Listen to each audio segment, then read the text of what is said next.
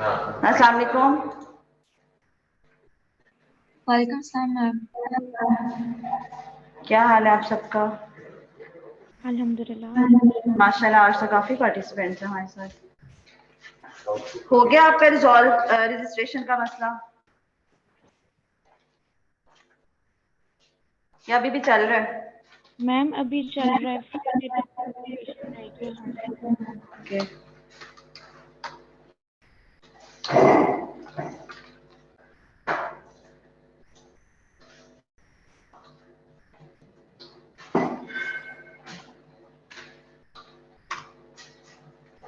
Ma'am आपका subject जो है वो एलएमएस पे शो नहीं हो रहा, आप प्लीज मेल में लिंक सेंड कर देंगी। इसका मतलब है कि आप उस सेक्शन में एनरोल नहीं हो। आप अफनान से बात करो इस सिलसिले में। बाकियों को मिल गया था एलएमएस से लिंक? यस मैम, मिल गया था। ओके। Yes ma'am. अच्छा, ये जो बच्ची अभी बोल रही थी, क्या नाम है बच्चे आपका? मरियम गौरी। आपने ये अफनान से पता करना है कि अगर आप इस सेक्शन में एनरोल नहीं हो तो आपको वो बताए कि आप किस सेक्शन में एनरोल हो, ताकि आप एलएमएस पे जब देखोगे तो वहां से आप इजीली लिंक ज्वाइन करोगे। ठीक है? मैम मुझे क्योंकि पोर्टल पे शो हो रहा है ये वाला सब्जेक्ट, पोर्टल पे मैं एनरोल हूँ इसमें। I am talking about the section. आपको सब्जेक्ट हो रहा होगा, मेरे पास मेडिसिन 1 के 3 सेक्शन हैं। ठीक है? हो सकता है आप जी सेक्शन में ना हो, आप के सेक्शन में हो या एफ में हो। ठीक है? तो आप ठीक उसके है मैम। अकॉर्डिंग ज्वाइन करोगे। ठीक है? उसी टाइम स्लॉट जी के जी। मुताबिक। जी। आज का जो हमारा टॉपिक है रूमेटॉइड आर्थराइटिस वर्सेस ऑस्टियोआर्थराइटिस। सबको पता है, मैंने फर्स्ट लेक्चर में भी आपको इंट्रोडक्शन में थोड़ी सा इसके बारे में बताया था। सबसे पहले मुझे सब लोग ये बताएंगे किस किस ने बुक ली है। डेविडसन का मुझसे एक स्टूडेंट ने ये भी पूछा था कि कौन सा एडिशन लेना है, तो उसका लेटेस्ट एडिशन जो है 23rd एडिशन है। और अगर आप वाकई में ही बुक लेना चाहते हो, डेविडसन बहुत बड़ी बुक है, ये नहीं लेना चाहते तो मैंने आपको बताया था इसकी एक शॉर्ट फॉर्म आती है, पॉकेट बुक होती है, किसकी शॉर्ट नोट्स के फॉर्म में भी होती है। ठीक है? इकबालियन की शॉप से मिल जाएगी वो, जो बिल्कुल हैंडी सी बुक है। या वो ले लो, अगर आप वो लेना चाहते हो तो वो एक शॉर्ट फॉर्म है। अदरवाइज एक और बुक है मेडिसिन की जो है इनाम दानिश। ठीक है? वो भी अच्छी बुक है। ठीक है? मैं अक्सर उसमें से भी पढ़ती हूँ टॉपिक्स, तो आप वो भी ले सकते हो। तो it's up to you. Book पढ़ना क्यों जरूरी है? क्योंकि लेक्चर सफिशिएंट नहीं होते, लेक्चर्स में पूरी तरह सब डिटेल नहीं दी होती। ठीक है? वाइवा में जब आप अपियर होते हो तो उसमें फिर कोई ना कोई पॉइंट मिस हो जाता है। समझ आ गई सबको? अब यस आप मुझे मैम। ये बताएं, आप में से किसने रूमेटॉइड आर्थराइटिस और ऑस्टियोआर्थराइटिस जो है वो पढ़ा है? लेक्चर से पहले पढ़कर कौन कौन आए? मैम क्वेश्चन रिपीट करते हैं, आपकी आवाज कट गई थी। आपने आपको मैंने कहा था कि आपने बिफोर लेक्चर रूमेटॉइड आर्थराइटिस और ऑस्टियोआर्थराइटिस एक दफा पढ़ कर आना है। आप में से किसी ने ये पढ़ा है लेक्चर में आने से पहले? Yes ma'am. किसने? मैम बुक से नहीं पढ़ा लेकिन इंटरनेट से पढ़ा है। जी जी, बताएं इसके बारे में। What is RA and what is osteoarthritis? Differences तो मैंने आपको बताए थे ना, आप डिफरेंसेस बता दें। Ma'am rheumatoid arthritis autoimmune disease है और ऑस्टियोआर्थराइटिस ओल्ड एज की डिजीज है। ओके। रूमेटॉइड आर्थराइटिस जो है वो ऑटो इम्यून डिजीज है। ठीक है? और कौन सा एज ग्रुप इन्वॉल्व है इसमें? मैम ये किसी भी एज में हो सकती है। शाबाश। और मेल टू फीमेल रेशियो क्या है इसकी? These are all the differences जो हमने डिस्कस किए थे। 1:3। ठीक है? Which gender is more affected, female और females. Male? Females. Females are more affected. ठीक है? And what are the differences between rheumatoid arthritis and osteoarthritis? एक तो एज हो गई ना। ठीक है? एक जो दैट्स आरए मैम। है दैट इज ऑटोइम्यून, ऑस्टियोआर्थराइटिस है डिजेनरेटिव डिजीज है, ओल्ड एज की डिजीज है। और क्या डिफरेंसेस हैं दोनों में? मैम जो रूमेटॉइड आर्थराइटिस है वो स्मॉल जॉइंट्स को इफेक्ट करता है और शाबाश। हैंड्स और उस तरह उन एरियाज में, और जो ऑस्टियोआर्थराइटिस है वो वेट बेयरिंग जॉइंट्स को ज्यादातर इफेक्ट करता है, वेरी इस तरह नाइस। ठीक नीज है? में। शाबाश। अब रूमेटॉइड आर्थराइटिस जो है वो मोस्ट लाइकली, जो मोस्ट कॉमन उसके डायग्नोस्टिक क्राइटेरिया है उसमें क्या है, वो small joints of hands and feet को इन्वॉल्व करता है, बट बिगर जॉइंट्स को भी इन्वॉल्व करता है रूमेटॉइड आर्थराइटिस जब डिजीज एडवांस हो जाती है। ठीक है? और सबसे जो इम्पोर्टेंट पॉइंट था इन दोनों में वो क्या था? कौन बताएगा मुझे? जो पोलीआर्थराइटिस और मोनोआर्थराइटिस वाला पॉइंट था। मैम ये सिमेट्रिकल पोलीआर्थराइटिस हीमाटॉइड आर्थराइटिस है जो कि शाबाश। बॉडी के दोनों साइड्स पे एक साथ होता है, और जो ऑस्टियोआर्थराइटिस है वो है एसिमेट्रिकल मोनोआर्थराइटिस, शाबाश, ठीक है। Polyarthritis. And what about the stiffness? कौन से डे टाइम पे, नाइट टाइम पे कौन सा स्टिफनेस के साथ प्रेजेंट करता है? मैम और रूमेटॉइड स्टिफनेस कब तक आर्थराइटिस होता मॉर्निंग में होता है और शाबाश, ऑस्टियोआर्थराइटिस रात को। ठीक है। अब ये पॉइंट्स आपको बताने का मकसद क्या था कि अगर पेशेंट आपके पास आता है और वो आपको जब हिस्ट्री देगा तो आपको हिस्ट्री से ही बहुत ज्यादा आप ये समझ लो कि आप उसको डायग्नोज 90% कर लेते हो कि आया ये रूमेटॉइड आर्थराइटिस है, ये ऑस्टियोआर्थराइटिस है, ठीक है, अगर आपको ये डिफरेंसेस पता होंगे। स्टिफनेस जो है रूमेटॉइड आर्थराइटिस वाला पेशेंट किस तरह से आपको बताता है कि मॉर्निंग स्टिफनेस उसे होती है in small joints of hands and feet, और वो स्टिफनेस जो है वो सबसाइड हो जाती है आफ्टर हाफ एन आवर और 1 आवर, ठीक है। बट ऑस्टियोआर्थराइटिस वाला पेशेंट क्या कहता है कि उसकी जो वर्सनिंग होती है, जॉइंट पेन्स की स्टिफनेस होती है, वो उसको कब होती है? At the end of the day. उसको worsening of the symptoms at the end of the day होती है, बट उसकी स्टिफनेस भी अर्ली मॉर्निंग होती है ऑस्टियोआर्थराइटिस की, लेकिन वो जल्दी सबसाइड हो जाती है लेस देन 1 आवर में, ठीक है। And the last point comparison में जो हमने पढ़ा था वो क्या था? इन्फ्लेमेशन भी पड़ी थी। इन्फ्लेमेटरी, ठीक है, इन्फ्लेमेशन होती है ऑटोइम्यून डिजीज में, ठीक है। ऑटोइम्यून डिजीज के साथ प्रेजेंट करती है मैम रूमेटॉइड में इन्फ्लेमेशन होती है, लेकिन ऑस्टियोआर्थराइटिस में जो है वो इन्फ्लेमेशन नहीं होती पेशेंट में। ठीक है। अच्छा, लेक्चर शुरू करने से पहले मैं एक इंपॉर्टेंट बात आपको बता दूं कि जब भी आप ऑटोइम्यून डिजीज पढ़ते हैं तो ऑटोइम्यून डिजीज कोई भी हो, हम लोगों ने पैथोलॉजी में पढ़ी थी, एस जॉर्गन सिंड्रोम पढ़ा था हमने, और कौन सी पढ़ी थी? पैथोलॉजी वाले बच्चे मुझे जल्दी से बताएं। एसएलई पढ़ी थी, रूमेटॉइड आर्थराइटिस पढ़ी थी, और उसमें हमने केराटोकंजक्टिवाइटिस सिक्का वाली एस जॉर्गन सिंड्रोम पढ़ा था, ठीक है। जो ऑटोइम्यून डिजीज होती है बेसिकली उसमें होता क्या है कि एंटीबॉडीज बनती हैं, ठीक है, बॉडी की अपनी सेल्स के अगेंस्ट, ठीक है। जो एंटीबॉडीज बनती हैं वो बेसिकली डिपॉजिट हो जाती हैं in different organs of the body, ठीक है। किडनीज में डिपॉजिट हो जाएंगे, किडनीज के सिम्टम्स अपीयर हो जाएंगे, ठीक है। जॉइंट के साथ अगर रूमेटॉइड आर्थराइटिस की बात कर लेते हैं तो मेजर इसका जो फीचर है वो जॉइंट्स को जाहिर है ये अफेक्ट करती है डिजीज, बट जो ऑटो एंटीबॉडीज होती हैं वो डिपॉजिट हो जाती हैं जाके किडनीज में भी, ठीक है, और ब्लड वेसल्स में वेस्कुलाइटिस कर देती हैं। तो जो इन्फ्लेमेटरी कंडीशंस हैं वो डिफरेंट साइट्स पे स्टार्ट हो जाती है ऑटो इम्यून डिजीज के साथ, ठीक है। जो ऑटो इम्यून डिजीज होती है वो किसी सिंगल ऑर्गन को या किसी सिंगल साइट को अफेक्ट नहीं करती, उसमें होता क्या है जब ऑटो एंटीबॉडीज बन रही होती हैं तो वो सब ऑर्गन्स को इन्वॉल्व कर लेती हैं। Same is the case with rheumatoid arthritis, that rheumatoid arthritis is presented with multiple systemic effects. आपको सिस्टमिक इफेक्ट्स किस तरह से मिलेंगे? लंग्स में चेंजेस मिलेंगी, प्लूरल एफ्यूजन के साथ पेशेंट जो है प्रेजेंट कर सकता है। ग्लोमेरुलोनेफ्राइटिस, उसको किडनीज का प्रॉब्लम हो सकता है। एमाइलोइडोसिस इज अ कंडीशन जिसमें डिपॉजिट्स बनते हैं, एंटीजन एंटीबॉडी डिपॉजिट्स होते हैं, ठीक है। हार्ट में पेरिकार्डियल एफ्यूजन हो जाती हैं, ठीक है। तो डिफरेंट जो ऑर्गन्स हैं बॉडी के वो इन्वॉल्व हो जाते हैं। ये होता है रूमेटॉइड आर्थराइटिस में, but not in osteoarthritis. This is the bigger difference. Osteoarthritis में कभी भी ऐसा नहीं होता। बट ऑस्टियोआर्थराइटिस के बारे में मैं आपको ये बता दूं कि ऑस्टियोआर्थराइटिस 2 टाइप्स का होता है, one is primary and what is secondary. Secondary osteoarthritis is due to some pathology, ठीक है, वो सेकेंडरी ऑस्टियोआर्थराइटिस होता है। और ऑस्टियोआर्थराइटिस की भी जेनेटिक फैक्टर्स होते हैं, अगर उसमें एक कोलेजन 2 जीन्स अगर उस पेशेंट में प्रेजेंट हो तो ये भी जेनेटिक फैक्टर्स वाली डिजीज बन जाती है, ठीक है। तो ऑस्टियोआर्थराइटिस में थोड़ी सी डाइवर्सिटी भी है। टाइप 1 एक तो प्राइमरी है, सेकेंडरी है, ठीक है, और जेनेटिक फैक्टर्स भी इन्वॉल्व होते हैं, ठीक है बच्चों।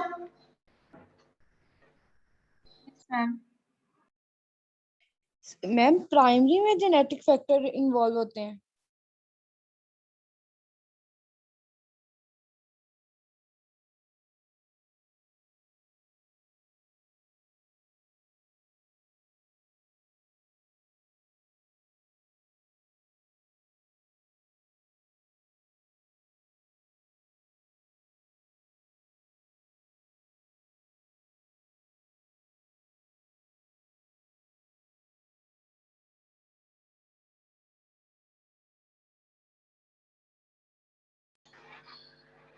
ओके, जी बच्चे कुछ पूछ रहे थे आप?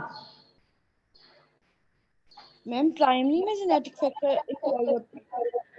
ऑब्वियसली ठीक है, जेनेटिक फैक्टर वाली डिजीज जो होगी प्राइमरी होगी, इसका मतलब है कि उसके जीन्स में, उसके अंदर कुछ जीन्स इस तरह के प्रेजेंट थे कि जो उसको ऑस्टियोआर्थराइटिस डेवलप हो गया। सेकेंडरी ऑस्टियोआर्थराइटिस किस तरह से होगा कि अगर कोई पहले से पैथोलॉजी हो, पैथोलॉजी क्या होगी, जिस तरह से with the passage of time females की अगर बात कर लेते हैं तो उसको फीमेल्स में जिस मीनोपॉज के बाद ऑस्टियोपोरोसिस का प्रोसेस स्टार्ट हो जाता है, या किसी पेशेंट में हाइपर पैराथायरॉइडिज्म है। हाइपर पैराथायरॉइडिज्म में क्या होता है, पैराथायरॉइड हार्मोन क्या करता है, उसका क्या फंक्शन होता है, पैराथायरॉइड हार्मोन बेसिकली ब्लड में कैल्शियम के लेवल बढ़ाता है।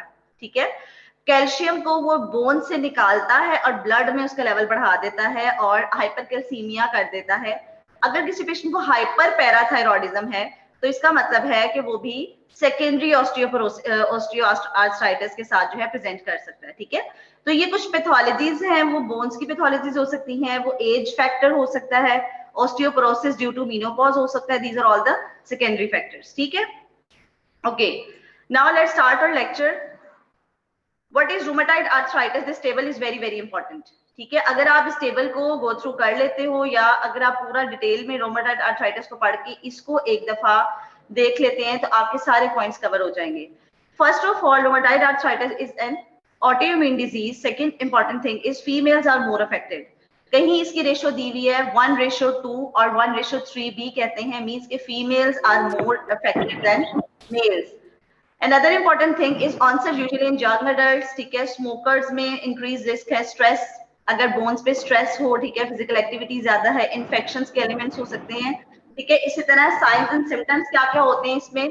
मोस्ट इंपॉर्टेंट रूमेटॉइड आर्थराइटिस में जो फीचर होता है that is symmetrical inflammatory arthropathy. Symmetrical inflammatory arthropathy का क्या मतलब है कि दोनों साइड्स बॉडी की जो है वो इन्वॉल्व होती हैं साइमल्टेनियसली। ठीक है, अगर हैंड्स की इन्वॉल्वमेंट होगी तो दोनों साइड्स के होंगे। ठीक है, इस तरह एल्बोज की होगी। तो पेशेंट जब भी प्रेजेंट करेगा आपके पास, being a physiotherapist, being a nutritionist, जब भी बोन पेन्स के साथ पेशेंट आते हैं तो आपने एक जॉइंट की, तो वो आपसे कंप्लेन कर रहा होता है ना कि इस जॉइंट में मुझे पेन है, आपने साइमल्टेनियसली उसके उसी दूसरे साइड ऑफ द बॉडी का जो जॉइंट है उसको आपने कंपेयर करना होता है उस जॉइंट के साथ। अगर तो उसमें भी चेंजेस हैं, उसमें भी इन्फ्लेमेशन है, पेन है, तो आपके माइंड में आ सकता है कि दिस इज रूमेटॉइड आर्थराइटिस। ठीक है, ओके। फिर कुछ इसकी कैरेक्टरिस्टिक हैंड साइंस हैं जिसमें जेड थम्स होते हैं, बॉटनियर फ्रैक्चर्स हैं, स्वान नेकिंग है, अल्नर डेविएशंस है, मसल वेस्टिंग्स होती हैं रूमेटॉइड आर्थराइटिस में। What is subluxation? Subluxation is when there is mild dislocation of metacarpophalangeal joints। metacarpophalangeal joints कौन से होते हैं? These are the metacarpophalangeal joints। यहाँ पे जो ये वाले जो joints हैं, ठीक है, these are metacarpophalangeal joints। ठीक, अब आपने इसकी पैथोफिजियोलॉजी अगर हम देख लेते हैं, okay, another important thing here is autoimmune disease present करती है sometimes with other autoimmune diseases also। ठीक है, rheumatoid arthritis Sjogren syndrome के साथ भी प्रेजेंट कर सकता है। मैंने आपको बताया है rheumatoid arthritis जब भी आप autoimmune disease पढ़ते हो तो उसमें क्या होता है और क्या चेंजेस आती है, वेस्कुलाइटिस हो जाएगा, ब्लड वेसल्स में डिपॉजिट्स हो जाते हैं, एंटीजन एंटीबॉडी डिपॉजिट्स हो जाते हैं। ठीक है, नोड्यूलर फॉर्मेशन हो जाती है रूमेटॉइड आर्थराइटिस में, और ये बहुत इंपॉर्टेंट फीचर है। जब नोड्यूल्स बन जाते हैं तो मींस कि ये डिजीज काफी एडवांस हो चुकी है, सिवियरिटी डिजीज की हो गई है। ठीक है, disease is more severe now जब नोड्यूल्स बन जाते हैं और डिसलोकेशंस हो जाती हैं और डिफॉर्मिटीज डेवलप हो जाती हैं हैंड्स में। These are basically the deformities in rheumatoid arthritis। इस तरह से हैंड्स की डिफॉर्मिटीज हो जाती हैं। ठीक है, okay, now what is pathophysiology? कौन सी एंटीबॉडीज होती हैं? 70% आईजीएम है और 30% आईजीजी एंटीबॉडीज हैं। ठीक है, जो कि जॉइंट टिश्यूज में डिपॉजिट हो जाती हैं और डिफॉर्मिटीज के साथ प्रेजेंट करती हैं। बच्चों, आप में से किसी बच्चे का माइक ऑन है? आतिका, आपने हैंड रेज किया हुआ है। अस्सलाम वालेकुम मैम। वालेकुम अस्सलाम जी, मैम बताएं। एक्चुअली मेरा माइक अनम्यूट ही था, लेकिन मुझे पहले क्वेश्चन पूछना था बुक से रिलेटेड आपसे। जी जी पूछो। मैम वो सॉफ्ट कॉपी में होगी या मतलब बाय करनी पड़ेगी मार्केट में जाके? बच्चे मेरी हमारे बात, आप लोग इसको सॉफ्ट में निकाल लो पीडीएफ में अपने पास। Okay ma'am. अगर आप ले लेते हो तो इट्स बेटर आपके हाथ में बुक हो और उससे पढ़ना ज्यादा आसान है। इस तरह से आपका स्क्रीन टाइम और बढ़ जाएगा ऑनलाइन क्लासेस के अलावा भी। और आपको पता है वैसे भी मोबाइल और ये डिजिटल डिटॉक्स कितने यूज किए जाते हैं आजकल। तो बुक का होना इसलिए जरूरी होता है कि आपके पास एक चीज मौजूद है जो आप जल्दी से उसमें से गो थ्रू कर लेते हो। मैंने आपको ये भी बताया अगर आप फुल फ्लेज बड़ी वाली डेविडसन नहीं लेना चाह रहे तो आप उसकी शॉर्ट फॉर्म ले लें, नहीं तो इनाम दानिश भी मिल जाती है मेडिसिन की, बड़ी अच्छी बुक है, उसका लेटेस्ट एडिशन ले लो इकबालियन से और उसमें से आप इसको पढ़ना शुरू करें, ठीक है? क्योंकि अभी बिल्कुल स्टार्ट, अभी कोई टाइम हमने वेस्ट नहीं किया, बिल्कुल स्टार्ट है सेमेस्टर का। अभी से अगर आप स्टार्ट करेंगे ना तो आपका कुछ भी मिस नहीं होगा और अभी आपके पास टाइम भी है, ठीक है? एंड पे आपको पता है फिर बहुत सारी चीजें इकट्ठी हो जाती हैं और मुश्किल हो जाता है। अच्छा, सेशनल से रिलेटेड भी मैंने आपको कहा था बच्चों साथ साथ आपने प्रिपेयर करते रहना है, ठीक है? ताकि जब भी आपके कोई भी क्विज आए, वाइवा आए, आप फौरन से उसमें जो है अच्छा परफॉर्म करें। और दूसरी बात ये कि सेशन में मैंने इस दफा वाइवा भी रखी है, ये आप अपने माइंड में रखिएगा, ठीक है? ओके जी। Now what are the investigations? Rheumatoid arthritis के साथ आप क्या क्या इन्वेस्टिगेशंस करवाते हैं, ठीक है? इसमें एक रूमेटाइड फैक्टर होता है, ठीक है? रूमेटाइड फैक्टर आप करवाते हो but that is not diagnostic. 70% patients में ये प्रेजेंट होता है, जनरल पॉपुलेशन में भी ये प्रेजेंट होता है, तो इसकी डायग्नोस्टिक वैल्यू इतनी ज्यादा नहीं है, ठीक है? इसके अलावा आप सी रिएक्टिव प्रोटीन करवाते हैं, ESR करवाते हैं, ठीक है? एंटी CCP एंटीबॉडीज होती हैं, ठीक है? नॉर्मोक्रोमिक नॉर्मोसिटिक एनीमियाज डेवलप हो जाते हैं रूमेटाइड आर्थराइटिस में, क्योंकि रूमेटाइड आर्थराइटिस एक ऐसी ऑटोइम्यून डिजीज है जो बोन मैरो को भी इफेक्ट करती है, ठीक है? बोन मैरो में क्या होता है, एंटीजन एंटीबॉडी डिपॉजिट्स हो जाते हैं और वहां पे जो फॉर्मेशन ऑफ ब्लड सेल्स होती है, प्लेटलेट्स की फॉर्मेशन, RBCs की फॉर्मेशन जो है वो अफेक्ट होती है। तो इस तरह से इसके सिस्टमिक इफेक्ट्स में ये भी इफेक्ट होता है कि रूमेटाइड आर्थराइटिस का पेशेंट अनीमिया के साथ, थ्रोम्बोसाइटोपिनिया के साथ भी प्रेजेंट करता है, ठीक है? X-ray findings are very important. Investigations में ब्लड के टेस्ट के अलावा x-rays are very very important, ठीक है? एक्सरे में आप नोड्यूल्स देख लेते हैं, कोई भी किसी किस्म की डिफॉर्मिटी है, स्वॉन नेक डिफॉर्मिटीज हैं, बॉटनियर फ्रैक्चर्स हैं, ठीक है? ये सब आप ऑस्टियोपिनिया आपको किस तरह से नजर आता है कि डिस्ट्रक्शन हुई होती है, इरोजन हुई होती है, बोन वहां से जो है वो आप ये समझ लो कि बोन वहां से उसकी डिस्ट्रक्शन होके वहां से खत्म हुई होती है बोन, बिल्कुल, ठीक है? डिफॉर्मिटीज, इरोजन्स, ये सब आपको एक्सरे पे नजर आता है।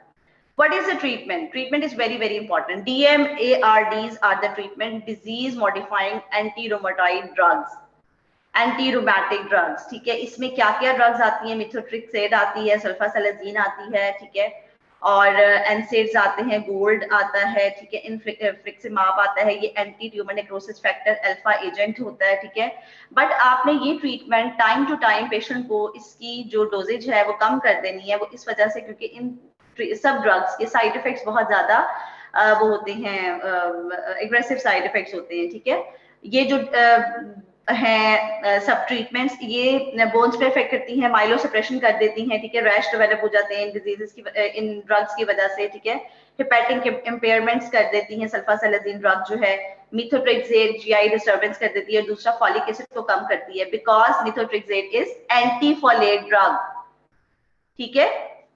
ये जो हमने एंटी नियोप्लास्टिक ड्रग्स में पढ़ी थी, तो ये फॉलेट इनहिबिटर होती है ड्रग मिथोट्रिक्सेट, ठीक है? और folic acid is a very important component for the production of nucleic acid, ये याद होगा फार्माकोलॉजी में पढ़ा था, ठीक है? तो ये ड्रग्स आप देते तो हैं बट विद कॉशन। जब आपको लगता है कि पेशेंट को साइड इफेक्ट्स डेवलप हो गए हैं तो आप इनकी डोजेज को कम कर देते हैं। Steroids plays a very important role in autoimmune diseases, because steroids का क्या इफेक्ट होता है, कौन बताएगा मुझे? बच्चा? मैम एंटी इंफ्लेमेटरी होते हैं। वेरी नाइस, मैजिकल ड्रग्स हैं। बॉडी में इम्यूनिटी जब बहुत ज्यादा वो बूस्ट अप हुई होती है उसको इनहिबिट कर देते हैं, इन्फ्लेमेटरी कंडीशंस को कम कर देते हैं, ठीक है? लॉन्ग टर्म नहीं देते बिकॉज हम लोगों ने इम्यूनिटी को मास्क तो नहीं करना ना पेशेंट में, ठीक है? और हैजर्डस इफेक्ट्स उसके क्या होते हैं? ग्लाकोमास हो जाते हैं, आई चेंजेस हो जाती हैं, हाइपरग्लाइसीमियाज हो जाते हैं, डायबिटीज हो जाती है, ठीक है? हाइपरटेंशन हो जाती है। तो स्टेरॉइड्स के long term effects are very very severe. Steroids को आप टाइम टू टाइम देते हैं, फिर स्विच ऑफ कर देते हैं, टेपर ऑफ करके इसको हमने बंद करना होता है, ठीक है? तो these are all the drugs involve for the treatment of rheumatoid arthritis, ठीक है? समझ आ गई है? तो this slide is very very important. अगर आप इस स्लाइड पे देखो तो बहुत सारी इंफॉर्मेशन आपको यहीं से मिल जाती है। Now how to define this disease? It is a multi-system autoimmune inflammatory condition symmetrical poly arthropathy, ये डायग्राम ये जो साथ बनी हुई है, ठीक है, this diagram is very important. ये डायग्राम अगर आपको याद रह जाएगी तो आपको पता चलेगा कि दोनों साइड्स के साइमल्टेनियसली जॉइंट्स इन्वॉल्व हो जाते हैं, ठीक है। अब ये कहना कि this is only the disease of the small joints, this is not good. Small joints की डिजीज जरूर है, ठीक है, इनिशियली स्मॉल जॉइंट्स ही इन्वॉल्व होते हैं, लेकिन ऐसा नहीं है कि बिगर जॉइंट्स इन्वॉल्व नहीं होते, बिगर जॉइंट्स में भी रूमेटॉइड आर्थराइटिस की चेंजेस आ जाती हैं, ठीक है, समझ आ गई है। व्हाट इज पोलीआर्थ्रोपैथी, कौन बताएगा मुझे?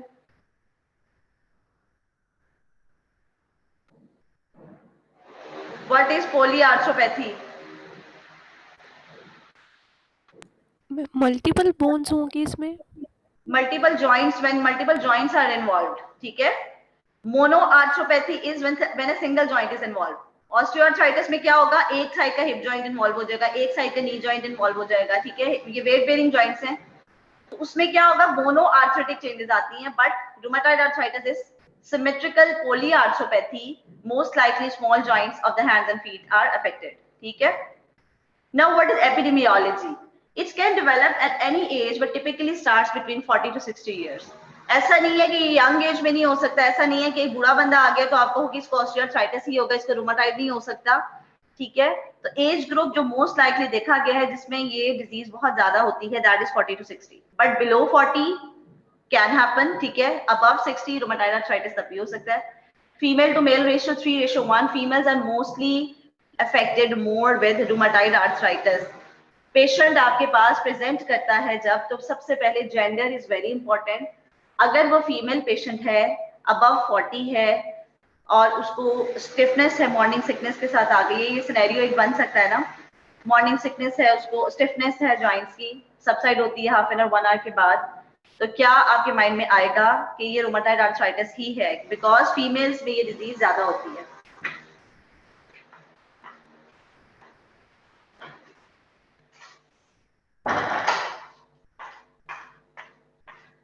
ठीक है।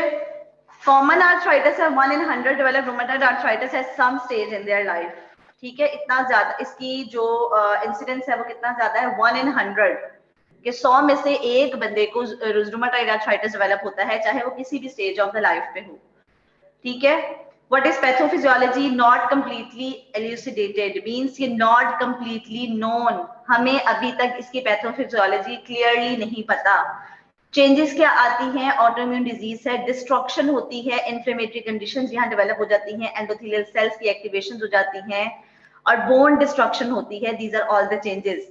ऑटोइम्यून के हिसाब से देखें तो यहाँ पे डिपॉजिट होते हैं एंटीजन एंटीबॉडी डिपॉजिट्स जो जॉइंट्स को डिस्ट्रक्शन कर देते हैं, इन्फ्लेमेटरी कंडीशंस को एनहांस कर देते हैं। What are the signs and symptoms? Very easy signs and symptoms. Morning stiffness lasting more than 1 hour. Swellings in the more than 3 joints. Swellings in hand joints, symmetrical joint swellings होंगी, erosions होंगी. What is meant by erosions? कौन बताएगा?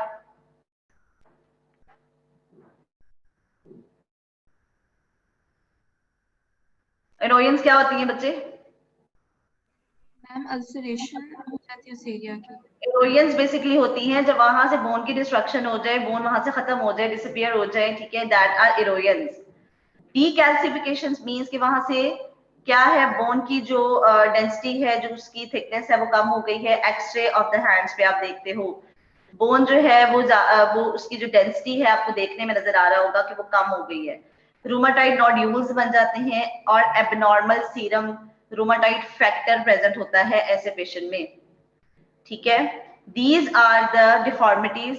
बच्चों इस दफा assessment को थोड़ा सा चेंज कर लेते हैं, वाइवा रखते हैं, उसमें इस तरह की जो डायग्राम्स हैं उनको मैं आपको लेबल करने के लिए दूंगी। आपने डायग्नोज करना होगा कि ये डिफॉर्मिटी स्किन डिजीजेस में होती है, ये क्या डिफॉर्मिटी है, इसमें कौन से जॉइंट्स पे क्या क्या जो है वो चेंजेस हैं, ठीक है। तो ये सब आपने बताना होगा ताकि आपका सब्जेक्ट जो है वो अच्छा प्रिपेयर हो जाए। समझ आ रही है सबको? Yes ma'am. Swan neck deformity क्या होती है, कौन बताएगा मुझे, बोल के बताओ। क्या ये डायग्राम क्या शो कर रही है? What is swan neck deformity? Ma'am जैसे स्वान की नेक होती है बेंड हुई हुई, वैसे ही शाबाश। फिंगर बेंड होगी। बेंड किधर है, कौन से जॉइंट पे? मैम टर्मिनल इंटरफेरेंजियल जॉइंट पे। किस पे? मैम टर्मिनल जॉइंट पे। बच्चे we are not talking about terminal, और आपने एनाटॉमी में इसको टर्मिनल पढ़ा था? मैम डिस्टल इंटरफेरेंजियल जॉइंट पे जो बिल्कुल पेरिफेरी वाला जॉइंट होता है उसको क्या आप कहते हो कि this is distal interphalangeal joint, उस पे फ्लेक्शन है, बेंट है और हाइपर एक्सटेंशन है in which joint? Proximal interphalangeal joint. Proximal interphalangeal joint. ठीक है, तो ये किस तरह से प्रेजेंट कर रही है deformity? It is like swan neck. ठीक है, another important deformity is boutonniere deformity, जो नीचे वाली डायग्राम है वो उसमें क्या मूवमेंट है फिंगर्स की, किस तरह से ये डिफॉर्मिटी हुई हुई है?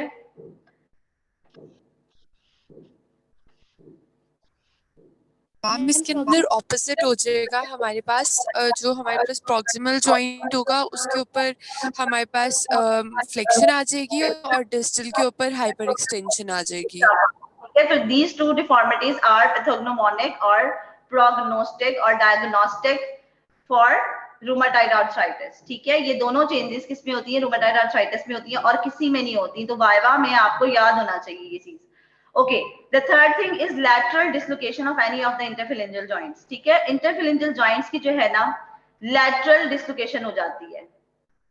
ठीक है, इस तरह से कि ये वाइड अपार्ट हो जाती हैं fingers.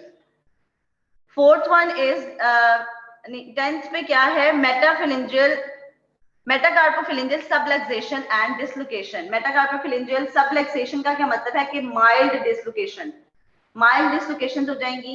Another important test is Bunnell's test. ठीक है, ब्यूनल टेस्ट में क्या किया जाता है कि पेशेंट के जो मेटाकार्पोफिलेंजियल जॉइंट है उसको एग्जामिनर जो है या डॉक्टर उसको एक्सटेंशन की फॉर्म में, जिस तरह से एक्सटेंडेड फॉर्म में उसको होल्ड करता है और पैसिवली मूव करवाता है इंटरफिलेंजियल जॉइंट्स को, फ्लेक्शन करवा के और एक्सटेंशन करवा के। इसको करवाने का मकसद क्या होता है? ताकि जो इंट्रिंसिक कॉन्ट्रैक्चर्स हैं वो देख लिए जाएं। जब एग्जामिनर ने या डॉक्टर ने होल्ड किया होता है ये वाला जो जॉइंट है, इसको जब होल्ड किया होता है अपने हाथ से एक्सटेंशन की फॉर्म में, और यहाँ पे वो फ्लेक्शन और एक्सटेंशन करवाता है, तो वो इंट्रिंसिक कॉन्ट्रैक्चर्स देखता है। क्योंकि रूमेटॉइड आर्थराइटिस में क्या होता है कि जो एक्सटेंशन और फ्लेक्शन होती है वो इतनी फ्रीली नहीं होती। इंटरनली जॉइंट्स में क्या होते हैं? कॉन्ट्रैक्चर्स डेवलप हुए होते हैं due to that deposition of antigen antibody complexes. ठीक है, Now what are the extra articular manifestation? This is very important diagram। ठीक है, ये डायग्राम भी आपको आ सकती है लेबलिंग के लिए कि extra articular manifestations of rheumatoid arthritis को आप इसमें लेबल करें। तो किस तरह से आप लेबलिंग करेंगे? लंग्स में क्या चेंजेस आती हैं? प्लूरल एफ्यूजन्स। लिम्फ नोड्स में लिम्फेडिनोपैथीज आती हैं। किडनीज में अमाइलोडोसिस होता है। अमाइलोडोसिस इज कंडीशन जो किडनीज में भी होगी, गट में भी होगी। इसमें क्या होता है? इसमें डिपॉजिट्स होते हैं, व्हाइट कलर के डिपॉजिट्स डेवलप हो जाते हैं, और उन डिपॉजिट्स में अगर देखा जाए तो क्या होता है? एंटीजन एंटीबॉडी कॉम्प्लेक्सेस होते हैं। बोन मैरो पे किस तरह से ऑटोइम्यून डिजीज अफेक्ट करती है? बोन मैरो पे जो प्रोडक्शन ऑफ आरबीसीज और प्लेटलेट्स होते हैं उनको इनहिबिट कर देती है ये। ठीक है, उसमें भी क्या होते हैं? डिस्ट्रक्टिव चेंजेस आ जाती हैं, पेशेंट एनीमिया के साथ आ जाएगा। What is thrombocytosis?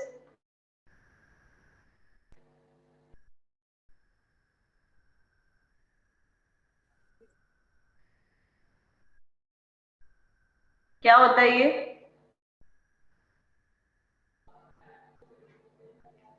Ma'am RBC की ब्रेकडाउन हो जाती है। नहीं मैम, इसमें जो थ्रोम्बो जो व्हाइट ब्लड सेल्स की ब्रेकडाउन को कहते हैं थ्रोम्बोसाइटोसिस। मैम इसमें प्लेटलेट्स जो है वो मैम नहीं प्लेटलेट होते। ज्यादा हो जाता है। मैम प्लेटलेट्स की अमाउंट ज्यादा हो जाती है बॉडी में, प्लेटलेट्स बढ़ जाते हैं। नोटा से देखकर आओगे। ठीक है, ब्यूनल टेस्ट पे मैं सबसे पहले पूछूंगी और फिर मैं नेक्स्ट लेक्चर पढ़ाऊंगी। ओके, नर्वस सिस्टम में क्या चेंजेस आती हैं? कौन पढ़ेगा? माहीन, आप भी हो क्लास में? माहीन, मिस माहीन, आप भी हो?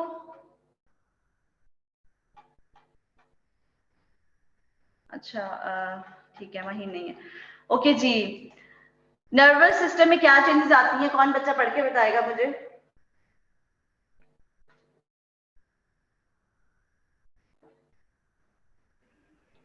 What are the changes in nervous system? Ma'am peripheral changes हो सकती है, न्यूरोपैथी हो सकती है, मोनोन्यूराइटिस हो सकता है और मल्टीप्लेक्स है। What is peripheral neuropathy? Diabetes में पढ़ा है? जो नर्व्स होंगी वो मैम affect होंगी numbness peripheral in nerves। limbs। Numbness हो जाती है, शाबाश। पेरिफेरल जो नर्व्स होती हैं वो डैमेज हो जाती हैं। डायबिटीज में भी ऐसे होता है, सेंसेशंस लॉस हो जाती हैं, ठीक है। और ये जो रूमेटॉइड आर्थराइटिस में सिंगल नर्व भी इन्वॉल्व हो सकती है और मल्टीपल नर्व्स भी इन्वॉल्व हो सकती है, ठीक है। आईज में क्या चेंजेस आती हैं, स्क्लेराइटिस, कंजक्टिवाइटिस, ठीक है। और ये डिजीज जो है वो एस जॉर्गन सिंड्रोम के साथ भी प्रेजेंट करती है। एस जॉर्गन सिंड्रोम एक अनदर ऑटोइम्यून डिजीज है जिसमें जो मेन फीचर्स होते हैं वे क्या होते हैं, आई चेंजेस होती हैं, ड्राई आई हो जाती है, ड्राई माउथ हो जाता है, ठीक है। तो ऑटोइम्यून डिजीजेस जो है वो दूसरी ऑटोइम्यून डिजीजेस के साथ भी प्रेजेंट कर जाती हैं। हार्ट में क्या चेंजेस आती है, पेरिकार्डियल एफ्यूजेंस, लंग्स में फाइब्रोसिस, नोड्यूल्स, एफ्यूजेंस, स्प्लीनोमेगाली हो जाती है, डिस्ट्रक्शन ऑफ द सेल्स ज्यादा होते हैं, ठीक है। मसल वेस्टिंग हो जाती है, स्किन में थिनिंग एंड अल्सरेशंस हो जाती हैं। These are all the extra articular manifestations of rheumatoid arthritis. अब ये ना हो कि आपने रूमेटॉइड आर्थराइटिस तो पढ़ा हुआ है लेकिन उसकी एक्स्ट्रा आर्टिकुलर मैनिफेस्टेशंस नहीं पढ़ी हुई और इसकी वजह से आप फेल हो गए, ठीक है। तो वाइवा में भी बहुत इंपॉर्टेंट क्वेश्चन है ये, और इसके अलावा आपसे ये लेबलिंग भी करवाई जा सकती है। Ma'am okay, what are the investigations? जी जी मैम ये peripheral neuropathy mononeuritis multiplex case नहीं कहते हैं, इसी को ही कहते हैं। ये जो ऊपर मैम नर्वस सिस्टम में से बच्चे, नर्व्स बेसिकली इन्वॉल्व होती है। मोनोन्यूराइटिस मीन सिंगल नर्व भी इन्वॉल्व हो सकती है, मल्टीप्लेक्स मीन के मल्टीपल साइड्स पे भी इन्वॉल्व हो सकती है। नर्व डैमेज हो जाती है, ठीक है। मैंने आपको बताया है स्टार्ट में भी कि ऑटोइम्यून डिजीज में डिफरेंट साइड्स पे डेपोजिशन हो सकती है। बेसिकली होता है कि ऑटो एंटीबॉडीज बॉडी के अगेंस्ट बन रही होती है, ठीक है। जब उसके अगेंस्ट बनेगी तो वो जाके लंग्स में, प्लूरल फ्यूजन में भी बन जाएंगी, वहां पे जाके भी डैमेज कर देंगी। हार्ट में किडनी की बेसमेंट मेम्ब्रेन को भी कर देंगी, गट को भी कर देंगी, बोन मैरो को कर देंगी, ठीक है। तो जो सिस्टमिक इफेक्ट्स होते हैं वो ज्यादा, आप भी समझ लो कि सिवियर होते हैं। इस डिजीज में आपने सिर्फ सिंगल जॉइंट्स को नहीं करना होता ट्रीट, आपने पूरी बॉडी के सिस्टम्स को ट्रीट करना होता है। इसीलिए इसमें आप स्टेरॉइड्स देते हो, ठीक है, क्योंकि स्टेरॉइड्स क्या करते हैं, स्टेरॉइड्स जो हैं वो इन्फ्लेमेटरी कंडीशंस को कम करते हैं, ठीक है, थ्रू आउट द बॉडी, पूरी बॉडी में। Okay, what are the investigations? Complete blood count करवाते हैं, यूरिया करवाते हैं, electrolytes, LFTs, liver function test, ठीक है, ESR, C reactive proteins, rheumatoid factor, imaging में एक्सरेज करवाएंगे। These are the x-rays. ये एक्सरेज भी आपको आ सकते हैं कि डायग्नोज करें कि ये एक्सरे कौन सी डिजीज का को प्रेजेंट कर रहा है, ठीक है। डायग्नोसिस आपने बताना होगा। This is the normal hand, ठीक है। इसमें रोमैटिक आर्थराइटिस है। बोन इरोजन मीन के बोन्स की यहाँ से हुई हुई है, डिस्ट्रप्शन हुई हुई है, डिस्ट्रक्शन हुई हुई है बोन्स की, ठीक है, और बोन की डिस्प्लेसमेंट हुई हुई है, ठीक है। यहाँ पे अगर देखो तो यहाँ से बोन लॉस हुई हुई है, ठीक है। दिस इज एक्चुअली इरोजन, ठीक हो गया। This is the normal hand. ये हैंड आ सकता है, ये एक्सरे आ सकता है। एक्सरे में तो फॉरेन से आप डायग्नोज कर सकते हो कि ये क्या है, डिफॉर्मिटीज डेवलप हुई हुई है, लैटरल डिस्लोकेशंस हुई हुई हैं, ठीक है। और यहाँ पे इरोजन्स हैं, ये डिस्प्लेसमेंट्स हैं जॉइंट्स की। तो these are all the changes according rheumatoid arthritis. Now what are the management? जी जी, CRP किसका माइक ओपन है? मैम मैं जिसका माइक, CRP क्या है? Sorry, C reactive protein.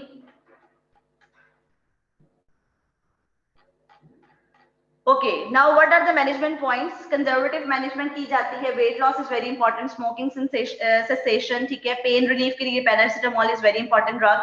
Paracetamol drug क्यों इंपॉर्टेंट है? इसके साइड इफेक्ट सबसे कम है, ठीक है। NSAIDs non steroidal anti inflammatory drugs आप देते तो हैं, but this can lead to GI ulcers, ठीक है। स्टमक के अल्सर्स होते हैं, पेप्टिक अल्सर्स हो जाते हैं non steroidal anti inflammatory drugs से। Steroids are very very important medical drugs in the treatment of rheumatoid arthritis. Disease modification, these drugs are important. These are basically the drugs which are given in RA, disease modifying anti-rheumatic drugs. कौन सी drugs इनमें आती हैं? Methotrexate, this is the first line drug, but the side effects of methotrexate are oral ulcers, alopecia. What is alopecia? Loss of hair in patches. Patchy hair loss. ठीक है। GI upset and hepatotoxic drug है methotrexate, ठीक है। Methotrexate के साथ आप कौन सी drug add करते हो? ये ड्रग क्या इफेक्ट करती है, किस क्लास से बिलोंग करती है? अभी बताया Folate antagonist. शाबाश। तो इसके साथ आप क्या दोगे? फॉलिक एसिड दे दोगे, ठीक है। सल्फासालाजीन क्या करती है? जीआई अपसेट करती है, बट लेस हेपेटोटॉक्सिक है। ठीक है, लेफ्लुनोमाइड है, लिवर सिरोसिस करेगी, गोल्ड देते हैं इसके लिए, पेंसिलनामीन देते हैं। अगर आप ये ड्रग्स याद कर लेते हैं, these drugs are actually the drugs which are DMARDs, disease modifying anti rheumatic drugs. ठीक है, ये ड्रग्स हैं जो उसमें आती हैं। इनके साइड इफेक्ट्स बताने क्यों जरूरी हैं, क्योंकि इन ड्रग्स को आपने लॉन्ग टर्म यूज नहीं करवाना। सल्फासेलाजीन का लेस हेपेटोटॉक्सिक इफेक्ट है तो आप वो दे सकते हो। स्टीरॉइड्स को भी आप एक लिमिटेड टाइम के लिए देते हो और उसको भी बाद में टेपर ऑफ कर देते हो। स्टीरॉइड्स जो होती हैं वो क्या करती हैं, वो बेसिकली इन्फ्लेमेशन को सबसाइड कर देती हैं और पूरी बॉडी पे जब सिस्टमिक इफेक्ट लाती हैं तो सारी जो एक्स्ट्रा आर्टिकुलर सिम्टम्स भी हैं वो सबसाइड हो जाते हैं। Okay, this table is again very important. ये टेबल जो है या ये जो डायग्राम पूरी बनी हुई है, फ्लो चार्ट्स हैं, ये भी आपको एक तरह का रिवाइज करने के लिए बहुत इंपॉर्टेंट है इस डिजीज को कि what are the clinical manifestations, what are the risk factors, what are the complications and what is the treatment। ठीक है, तो this table, this diagram is very very important। ठीक है, ये फ्लो चार्ट आपने कर लेना है। okay, now the next disease is osteoarthritis। osteoarthritis क्या होता है? it can be primary, no known cause। Primary osteoarthritis कब होगा? जिसका कोई कॉज नहीं होगा। ठीक है, और उसमें क्या होता है कि उसमें वो with the passage of time patient में डेवलप हो जाता है, डिजेनरेटिव चेंजेस इस तरह से आती हैं।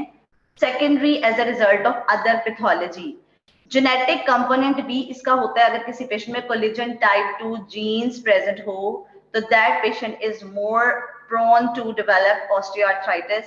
रिस्क फैक्टर्स क्या है? इंक्रीज BMI, हाइपर पैराथायरॉयडिज्म और मैनुअल लेबरर्स। आपको पता है अगर वर्कलोड ज्यादा होगा, वेट बेरिंग जॉइंट्स पे वेट ज्यादा होगा, डिजेनरेटिव चेंजेस आ जाएंगी with the passage of time.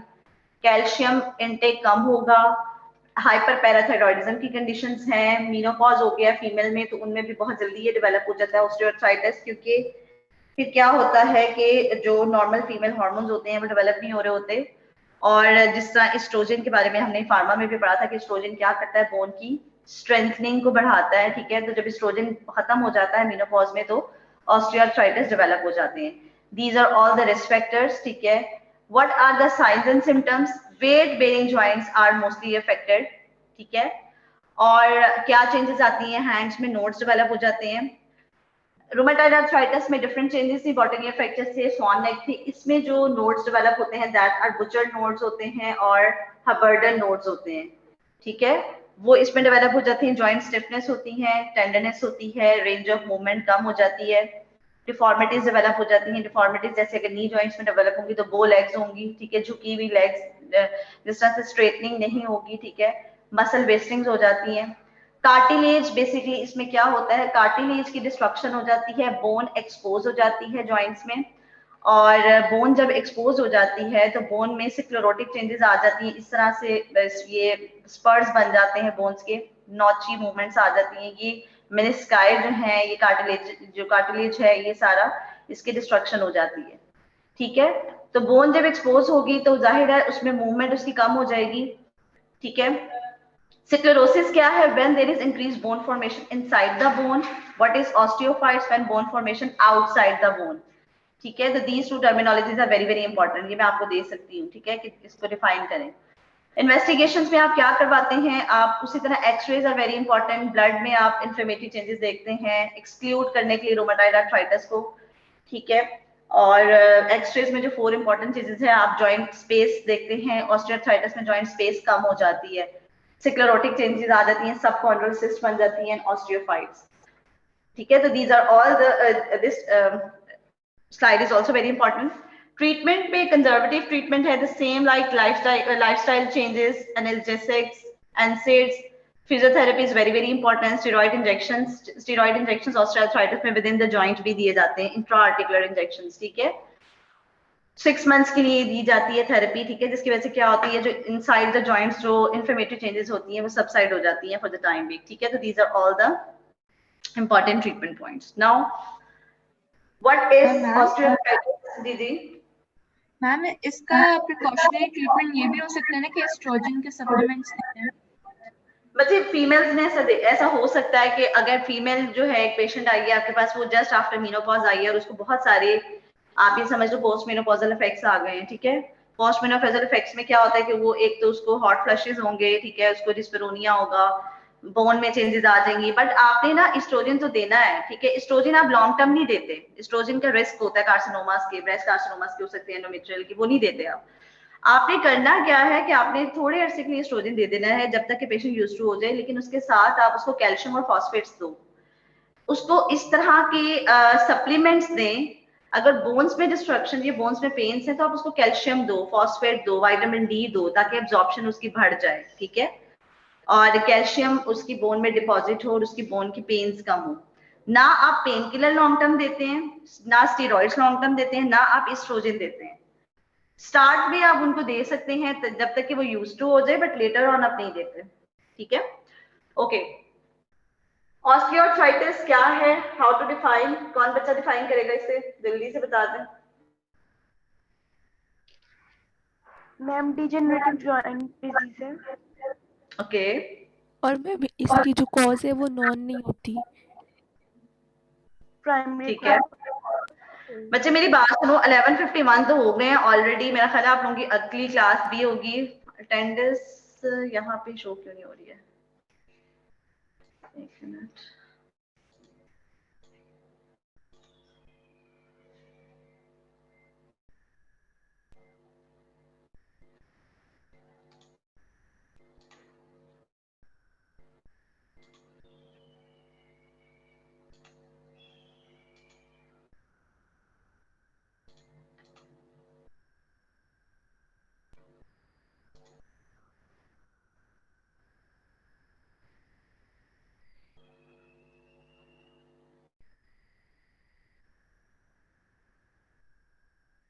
ये मैं आपको ना नेक्स्ट टाइम कवर करवा दूंगी, अभी इसको आप लेक्चर आपको मिल गया था एलएमएस से? नो मैम, वहाँ पे अपलोडेड नहीं था। एलएमएस पे नहीं? चले मैं अभी जाके ना एलएमएस पे अपलोड कर देती हूँ। आपने ये लेक्चर पढ़कर आना है, नेक्स्ट टाइम मैं ऑस्टियोआर्थराइटिस कवर करवा दूंगी, नेक्स्ट लेक्चर शुरू कर देंगे सेकंड वाला, ठीक है।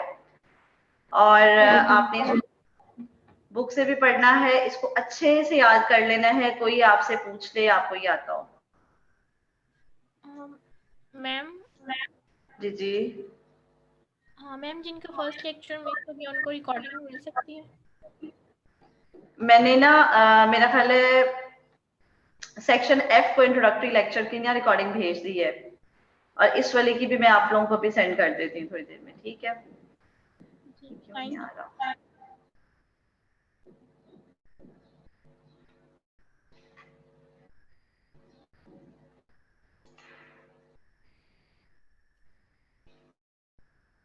बच्चे आपकी क्लास में यही स्टूडेंट्स है ना, अबीहा, तारिक, एमन अफजल, एमन फातिमा, एमन Khan, Aleen Khan? Yes ma'am. Okay, yes ma'am. ये अटेंडेंस वाला खुल ही नहीं रहा, प्रेजेंट एब्सेंट वाला। मैम स्टार्ट और एंड टाइम आपने वहाँ पे मेंशन नहीं किया है, इसलिए ये बन नहीं रहा है। स्टार्ट टाइम और एंड टाइम?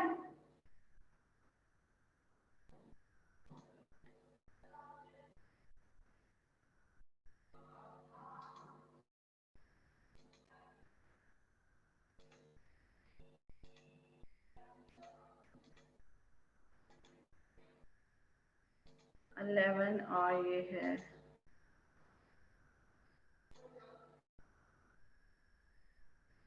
12 PM।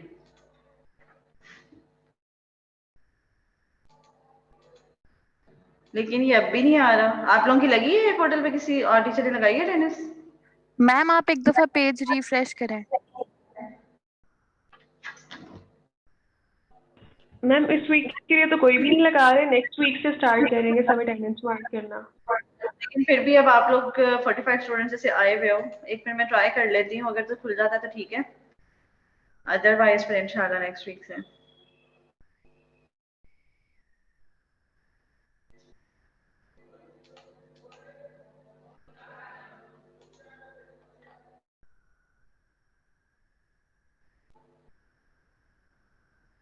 एक मिनट, इसको मैंने दोबारा ओपन करती हूँ।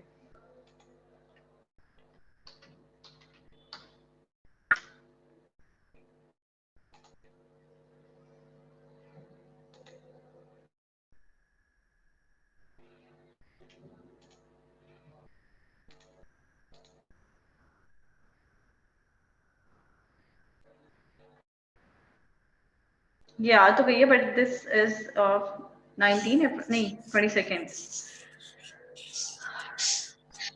चलो ठीक है, फिर नेक्स्ट वीक से लगा लेंगे इंशाल्लाह। ठीक है बच्चों, टेक केयर। आपने नेक्स्ट टाइम ये लेक्चर पढ़कर आना है, मैंने पहले सुनना है और फिर मैं आगे प्रोसीड करूंगी। ठीक है, समझ आ गई सबको? Okay ma'am. ओके जी, टेक केयर, अल्लाह हाफिज।